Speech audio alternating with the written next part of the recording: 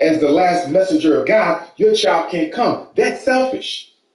During slavery, are religious schools doing that? Yes. I didn't know that. Yes. Yes, and they can't. But not all of them. Okay. Not all of them, but you can exclude children based on religious affiliation. Religious schools are the most powerful. I did not know that. Absolutely. Okay. And so the issue I have is, so what? They don't believe in your religion as long as the selfishness of black religion that says we're going to open up a school. But if you don't believe in Jesus Christ, your child can't come. If you don't accept Muhammad ibn Abdullah as the last messenger of God, your child can't come. That's selfish. During slavery, are religious schools doing that? Yes. I didn't know that. Yes. Yes, and they can't.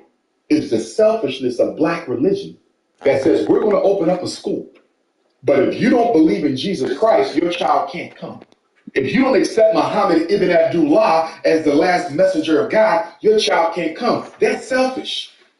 During slavery, are religious schools doing that?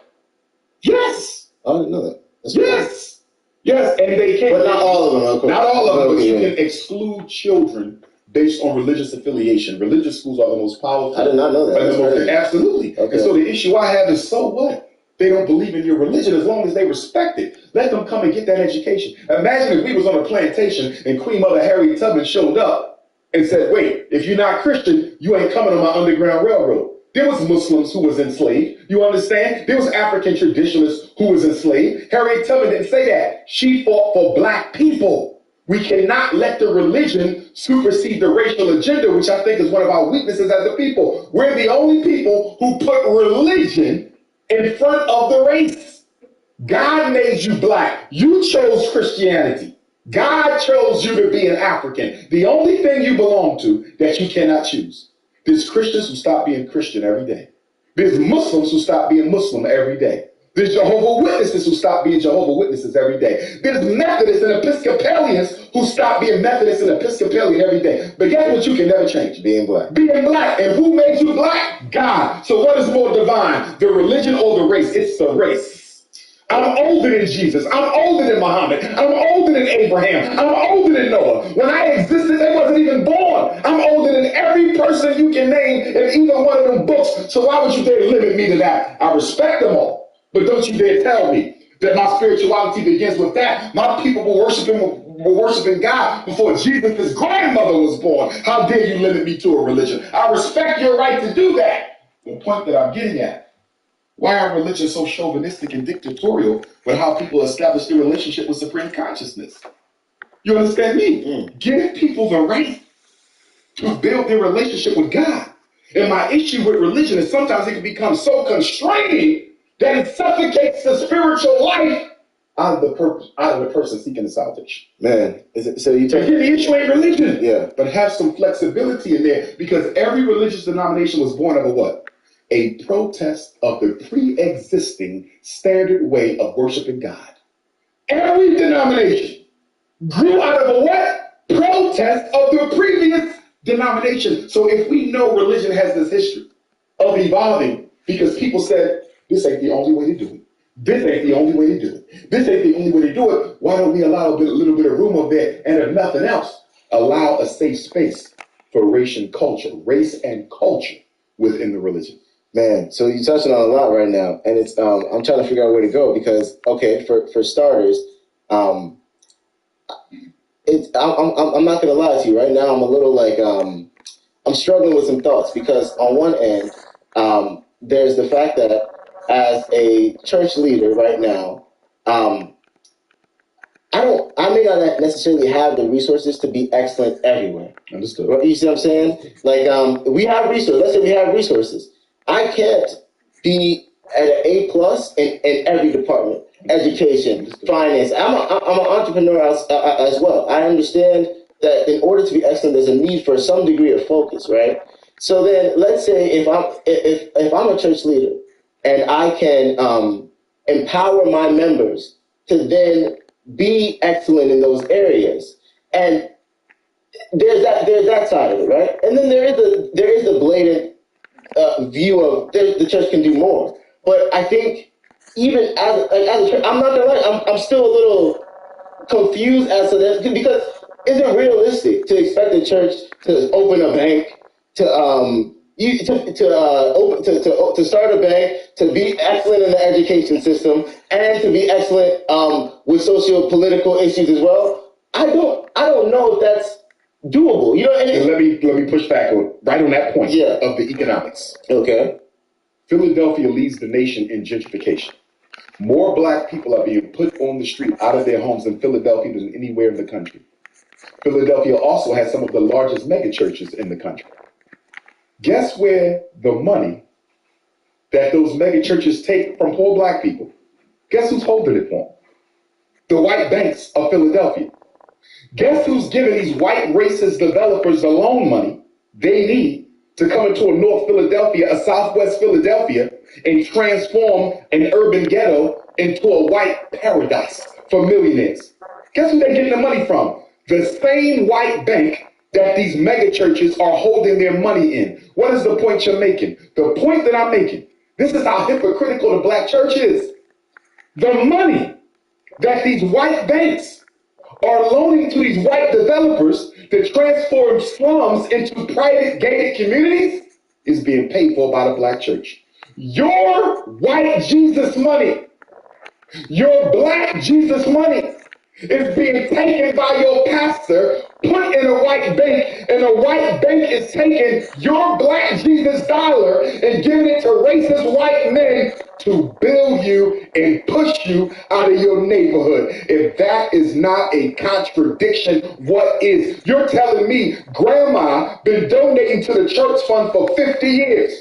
Grandma is a retired teacher. Grandma bought her home 30 years ago. But grandma cannot afford the increase in property tax. And let alone, grandma was forced to sell her house or it was taken back by the city for failure to pay taxes. And guess who was responsible for grandma being priced out her own home, her own church, and her own money that was given to the white developer to put her on the street? If the black church don't start opening up banks, then don't call it a church, call it a devil's thing. But you don't take black people's money and give it to white banks so they can give it to white developers to push black people on the street. But let me tell you what I hear when I hear that, right? I hear that we just need black banks.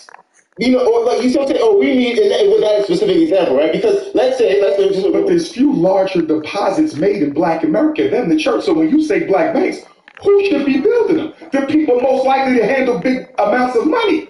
Who handles more money than the black church? Nobody gets more money than the black church on the weekend. That Eagles game, they won't get more money than what we gave to the black church today. So why should the black church not be responsible for economic salvation? And that's back to the point of like I said, you do not like seeing resources misused. And what you're saying is, look, or used to the betterment of your oppressor. Listen, these same banks that won't give you a loan for your business, won't give you a loan for your home, with your own black church deposit. This is black money they holding. You're telling me you got millions of dollars of black people's money in the name of a church and I can't tap into none of that to build a business? But you'll take my black church money and give it to a white out-of-town racist to come into a ghetto street and buy up 20 city blocks and turn them into multi-million-dollar houses? And none of the black people whose money you're using to finance that white man can put use to it for themselves. You know, and see, what I love about this just right now is I think that we have a potential answer to a problem. Tell me if I'm wrong. But let's say you are a church who has a predominantly black congregation, maybe bank black. That's not enough, brother. We have to be institution owners. But if I'm banking black, I'm banking with a black institution owner. But here's the problem with banking black, and we do have black banks, correct? Yeah. But guess what? One of the issues we're having with the black banks, most black banks are operating under a definition of 51% black ownership. You see that? So if you're banking at a bank that's 51% black ownership, so it's called black, the other 49% is white, who really own the power? That white man got more power than all 51% of them Negroes put together. That ain't no black bank. Well, that's a white bank. So then that's not a black bank. So let the black church open up their own bank. Did you know we used to have them all over the country? Ran by the black church. Ran by the black. Who you think opened up the first black hospitals? The black church, the first black schools, the black church, Queen Mother Harriet Tubman, a member of a black church. She built a home for the homeless blacks. She built a hospital. She built a farm. This woman allegedly was illiterate, no formal education. Queen Mother Harriet Tubman built the church, built the farm, built the hospital, and built a home. Because when our elders got old during slavery, they would simply turn them out on the streets to die. How can Harriet Tubman build all three of those while working as a nurse, a spy, and a scout in the Civil War, and being the most significant contributor to the Underground Railroad? What excuses do we got? To whom How can you have all that money and all that numbers? Two of the most important resources any institution can have: people and profit. The black church got both. Yeah. Show me the measurable gains. Yeah. See, my issue with the black church, it takes three things from black people that we can't afford to waste. Too much of our time. Bible study, choir, church. I ain't got an issue with that. If you were reciprocated, you take our time, you damn sure take our money, and then you take our hope and our energy. And then with all this money and people power you got the audacity to tell us that we can't do nothing about our situation. It's in God's hands. Well, if it's in God's hands, stop collecting money then. If you can't affect Black America, don't take another donation.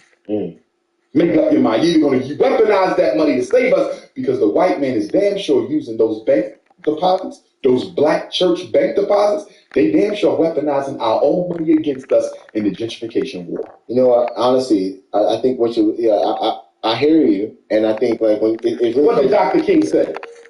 What good is fighting for the right for a black man to have a burger at the lunch counter if he can't even afford it? Half the black men in America are unemployed. Why, brother? They can't find work. So you mean to tell me you got churches with millions of dollars, and collectively there's no city whose church deposits don't number in the tens of millions? No city, right? How can you not be putting black men to work? The unemployment and underemployment of black men is one of the leading contributors to the destruction of the black family. You want to save the black family? Get these men jobs. Why do you think so few black men go to church? I just saw an article the other day. Black men are leaving church. Black men are, you know why? Because there's no opportunity in here for me. Get me a job, I'll come to church every day. But don't expect me to come here and pray and act like everything is everything, and I got to go home and ski mask up to feed my babies because the black church is no longer a place of economic empowerment. Wow. You know what? Honestly, like I do hear you though. I think it comes down to whom much is given, much is required. There you go. You know what I mean? And at the end of the day, I think many churches may justify the use of funds as running